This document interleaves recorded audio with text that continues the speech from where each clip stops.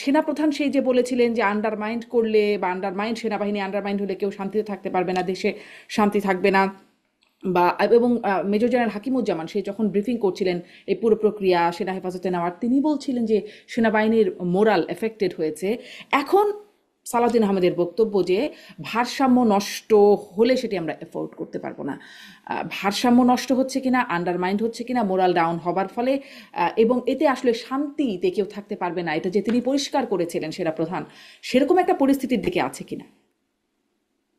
না, আমি কথাটা বুঝলাম না, লাস্ট কথাটা কি বললেন, কাকে পরিষ্কার করছিলেন? মানে আমি ওই যে সেনাপ্রধানের 25শে ফেব্রুয়ারির যে বক্তব্য, যে হুম। আন্ডারমাইন্ড হলে কেউ শান্তিতে থাকতে পারবে না, দেশের শান্তি শৃঙ্খলা থাকবে না, এটি আমি পরিষ্কার করে বলে দিলাম, মানে তার বক্তব্যের শেষে এরকম একটা অংশ ছিল।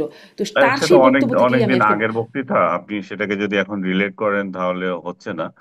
তারপরও আপনি যদি ঘুরিয়ে পেঁচিয়ে এত কথা না বলে সরাসরি সালাউদ্দিন আহমেদের যে বক্তৃতা, সেটাতে এটা স্পষ্ট আছে যে আমরা এটা অ্যাফোর্ড করতে পারবো না। তার মানে হচ্ছে যে সেনাবাহিনীর সঙ্গে সরকারের যদি দূরত্ব সৃষ্টি হওয়া মানে হচ্ছে যে রাষ্ট্র ক্ষমতায় সেনাবাহিনী আসা।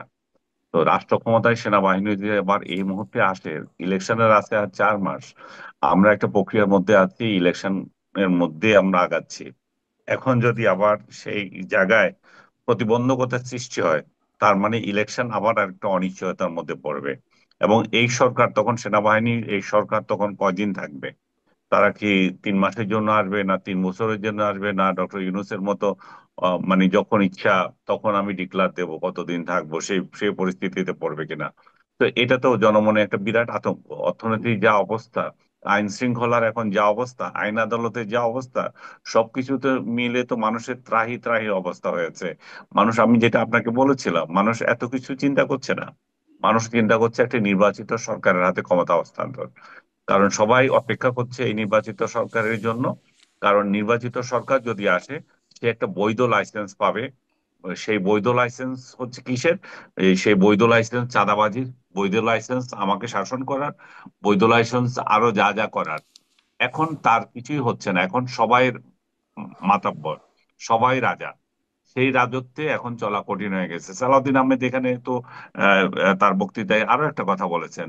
তিনি বলেছেন যে আজকে সচিবালয়ে যে সমস্ত নিয়ম, বদলি, পদায়নের জন্য আপনি হুম। মন্ত্রিপরিষদকে একটা ক্যাবিনেট কমিটি করে দিয়েছেন, এটা উপদেষ্টাকে বলছেন উনি, যে এটার কোনো চর্চা নাই, যেটা আগে করা হয়েছিল। এবং এটার কোনো ট্রেডিশন, প্রচলনও নাই। এবং এটার কোনো নিয়ম নয়। তারা যা করছে পদোন্নতি বা নিয়োগ বদলির মধ্যে, সেটা এখানে একটা রাজত্ব সৃষ্টি করেছে। আপনি খোঁজ নেবেন, আমরা খুব অসন্তোষ প্রকাশ করছি। সালাউদ্দিন আহমেদ একজন সাবেক আমলা, উনি জানেন কোথায় কি হচ্ছে, ওনার বন্ধুরা হুম। আছে, ওনার সিনিয়র জুনিয়ররা আছে এখানে। এখানে রাষ্ট্র ক্ষমতা দখলের আগে যে আইন প্রশাসন যে দখল হয়ে যাচ্ছে, এখানে পুলিশ প্রশাসন কারা দখল হুম। করছে, এখানে সেনা প্রশাসনে কারা যাবে, কোন মতাদর্শের লোকগুলো যাবে, আমলাতন্ত্রে কারা যাবে, এগুলো নিয়ে তো আরেকটা ওয়ার চলতেছে পেছনে। সেই জায়গাতে উনি সতর্ক করছেন যে যেগুলো যেভাবে চলছে সেভাবে ওইটাও ওনারা অ্যাকসেপ্ট করতে পারছেন না। হুম। তো জি। আমি আসি এই তাহলে জন্যই বলি প্রশাসন যে দখলের বিষয়েই। প্রশাসন দখলের হুম, বিষয়ে তাহলে আরেকটু সুনির্দিষ্ট করে প্রশ্ন করি। আর আমি একটু ঘুরিয়ে পেঁচিয়ে কেন বলছিলাম? কারণ সেনাপ্রধানেরও সাবধানতা ছিল, সেটিও 25 ফেব্রুয়ারি, যে শান্তি শৃঙ্খলা বিনষ্ট হবে। এখন সালাউদ্দিন আহমেদেরও প্রতিরক্ষা বাহিনী নিয়ে ভারসাম্য নিয়ে একটা সাবধানতা, মানে যে সেটি নষ্ট হলে আমরা এফোর্ড করতে পারবো না। তাই আমি আসলে মেলাতে চাচ্ছিলাম যে এই দুটো ভারসাম্য এবং সেই শান্তি শৃঙ্খলা বিনষ্টের যে শঙ্কা, সেটির মধ্যে কোনো কানেকশন আছে কিনা, বা সেই পরিস্থিতিই কি এখন তৈরি হয়েছে কিনা, কেন আসছে এই প্রসঙ্গ। আপনি বলছেন যে প্রশাসনের ব্যাপারটা, সালাউদ্দিন আহমেদের যে বক্তব্য, সালাউদ্দিন আহমেদ বললেন যে এখানে রাজত্ব সৃষ্টি হয়েছে। জামাতের নায়েবে আমির ওদিকে বলছেন যে, এদিকে বিএনপির দিকে আঙ্গুল তুলে বলছেন যে একটি দলের মানে অভিযোগ, প্রশাসন দখলের একটা অভিযোগ করছেন। এবং তিনি মানে ওই মানববন্ধন থেকে বা তাদের যে সমাবেশ, সেখান থেকে তিনি এরকম কথা বলছেন। আবার কদিন আগে মাহফুজ আলম, তিনি বলছেন চোখের সামনে দেখলাম বিএনপি জামায়াত ভাগাভাগি করে নিয়ে গেল। মানে প্রশাসনে এই পদায়ন, বদলি ইত্যাদি বিষয় নিয়ে সবাই, সরকার পক্ষ, বিএনপি, এদিকে জামাত, সবাই অভিযোগ করছেন। এমন পরিস্থিতি আসলে কেন হচ্ছে আনিস আলমগীর? ওই জন্য হচ্ছে, কেউ বৈধ লাইসেন্স নাই, এখন সবাই লাইসেন্স দাঁড়ি দাবি করছে। আমারও ক্ষমতা আছে, আমারও ক্ষমতা আছে, আমারও ক্ষমতা আছে। এবং মাহফুজ আলম যে কথাটা বলেছেন, সেটা একেবারে সত্য, ওনারা ভাগাভাগি করে নিয়েছেন। মাহফুজ আলমদের যে দল বা মাহফুজ আলমরা যেখান থেকে এসেছেন সেই এনসিপি, আমি জানি না উনি ওইটা আফোর্ড করেন কিনা ওই রাজনীতি, বাট যেখান থেকে ওনাদের উৎপত্তি, যে এনসিপি, এনসিপি তো এখানে আহ, যেটুকু কাজ করছে চাঁদাবাজি এবং আপনার যেটুকু করছে বদলি বাণিজ্য, এগুলো করছে। কিন্তু বদলিগুলোতে যে লোকগুলোকে দিচ্ছে সেটা তো তাদের দলের না। তারা তারা তাদের দল তো এত বিস্তৃত হয় নাই যে তাদের লোক এখানে এখানে বদলি করবে। তো তারা এই সুবিধাটা নিচ্ছে, বাণিজ্য করছে।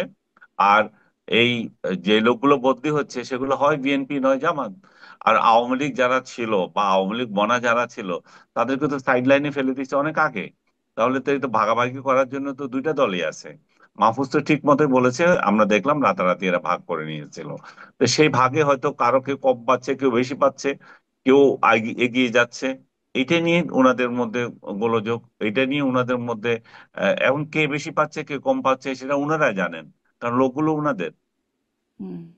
তাহলে আমি ডক্টর নাহারিন আপনার কাছ থেকে এই বিষয়ে মন্তব্য জানতে চাই। সবারই অসন্তোষ, সবাই অভিযোগ করছে।